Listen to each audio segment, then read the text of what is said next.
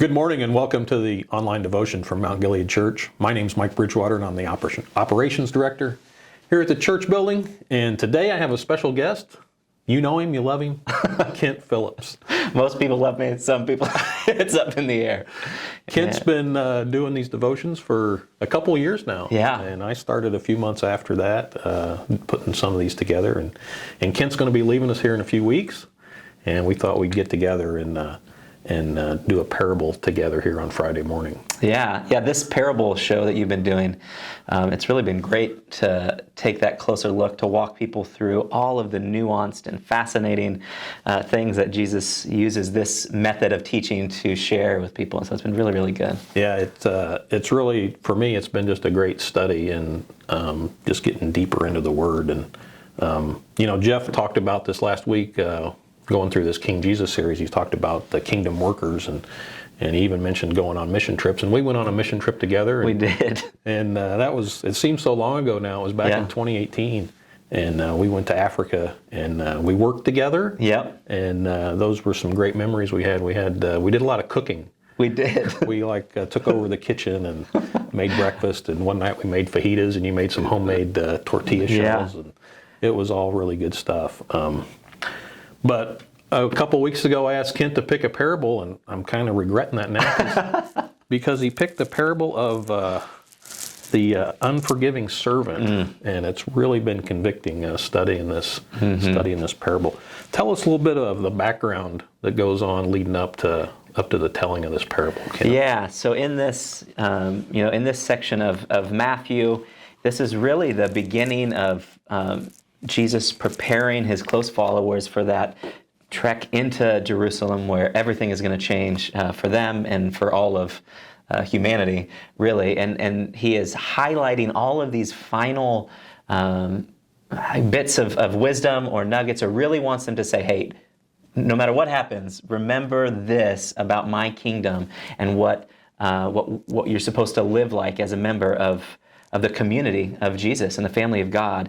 And so he's highlighting all of these really hard reminders of what our character should look like. And so, and this specific one, it comes after when they're talking about when your brother or sister in Christ sins against you. He's having this conversation with Peter. How many times should we forgive them? And Peter thought he was doing a really good job. Yeah, Peter's like, hey, how about 7 times? Yeah, exactly. And the backstory in that is that historically, it was expected in Jewish culture to forgive 3 times. So Peter was like, I'm going above and beyond. I've got this one. Yeah, and Jesus blows that out of the water, and he responds and says, no, not 7 times, but 70 times 7 times. Essentially what he's saying is, like to an extravagant amount, right? To the most that you can think of.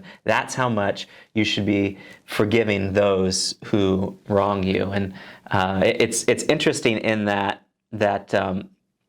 Jesus uses that language 70 times 7, and that's mentioned earlier, all the way back in Genesis 4. And we were talking about this before the camera was on. That Lamech, who is the father of Noah and descendant of Cain, and who is this really terrible character in the Old Testament, he uses the language 70 times 7 to reference his vengeance. The way he will go after those who wrong him. He said, to 70 times 7-fold, I will respond to those who wrong me. And Jesus says, no, we are to forgive to that same extreme extent. And that's the lead in to this parable. Yeah, and then it just gets worse for us. It does. It does. It's so to summarize the parable. He's talking about this fictitious kingdom. There's this kingdom, and he starts this parable a little bit different than some of the other ones, where he says the kingdom of heaven is like. He says in this case, the kingdom of heaven can be compared. And it's to a king who decided to bring his accounts up to date. So he's going to call his servants in. So he brings in one of his servants, and his servants owes him a little bit of money, you think? Yeah, a lot of money. There was a note in my study Bible that said, if if you equated what he owed to a $15 an hour, like worker's wage today, this servant owes the king $6 billion. Yeah, that's like Six billion. Maybe Jeff Bezos and Yeah. Elon Musk can pay that debt. Right. For the most of us, it's pretty much an unpayable. Yeah, and that's the point, I think, is... Yes. Yeah. And then what's the guy do? Yeah, he wails, he grovels, right? He falls on his knees and he says, well, because first the king says, I'm going to sell your wife and kids, which was common practice at that time, kind of as punishment. If you get yourself in this kind of debt, the family is sold into slavery to try to make some of that money back. And you're put in prison. Right. Which makes the telemarketer and the debt collectors a little easier to stomach if you look at the alternative, which was the selling of your family and being thrown in prison. Yeah. But this servant just falls on his knees and says, please forgive me, take mercy, have pity on me. Right. And he shows pity on him. Yeah. And he forgives all his debt. So the guy walks out of there, he's just really happy and gracious, and debt-free, and he's going to go find all his friends and tell them the good news, right? Right, except that's not what he does. Oh. Yes. What he does is he runs into somebody who owes him money. That guy owes him not very much money. No, I mean, it's a sliver of what he was just forgiven, right? You could compare, if you were comparing the other one to 6 billion, this guy owed him 12,000, which is still some money, but 6 billion, 12,000. And so he runs into this guy and he forgives him right away, right? Well, I don't think so. It says he kind of choked him and seized him and grabbed him by the neck. I mean, it's a terrible state of affairs how fallen man is when you've been shown that kind of grace and you go out and immediately track somebody down and start demanding that they repay you. Yeah. And so it says the king hears of this. Yeah, well, the fellow servants are appalled, right? Yeah.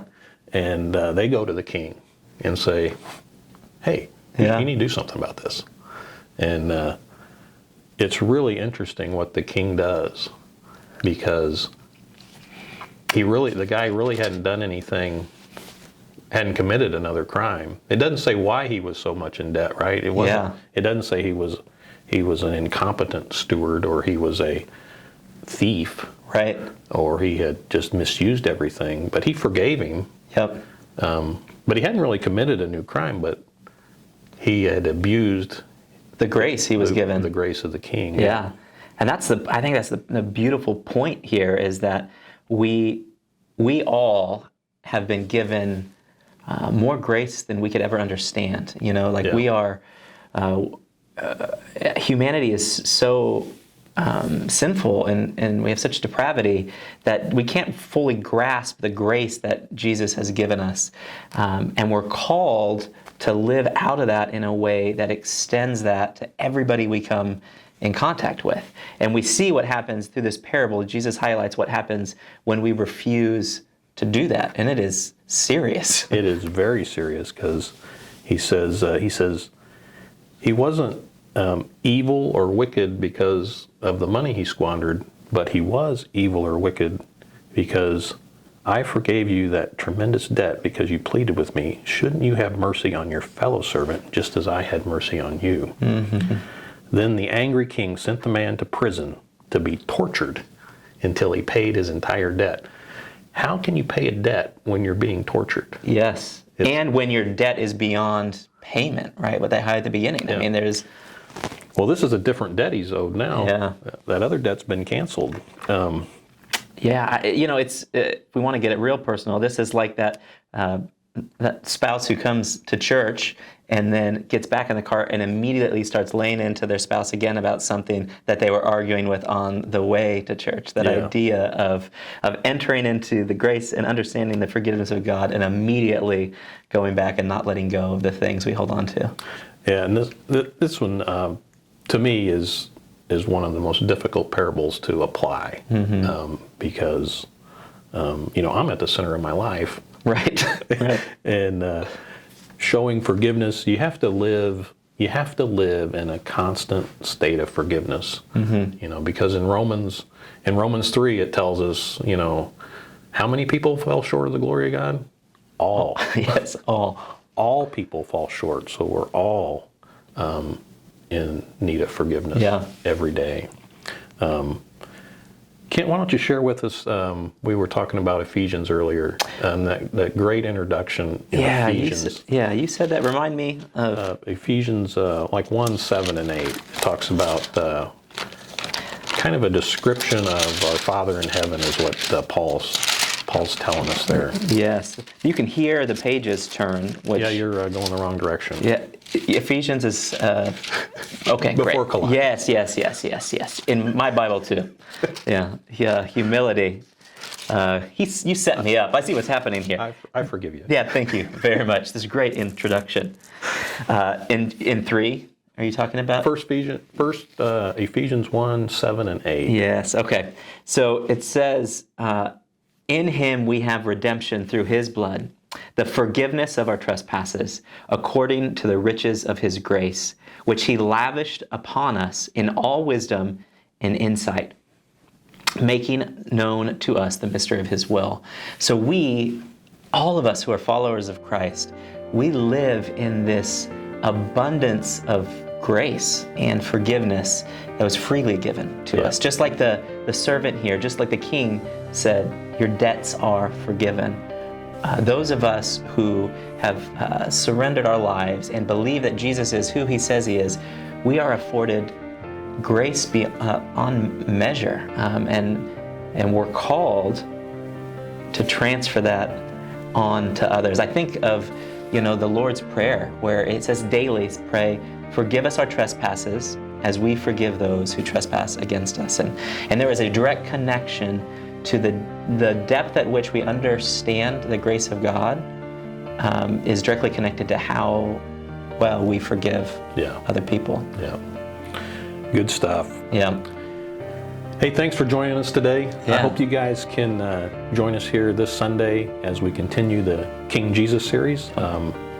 And have a good rest of your Friday, and we'll see you next week. Yeah. Bye-bye. Bye.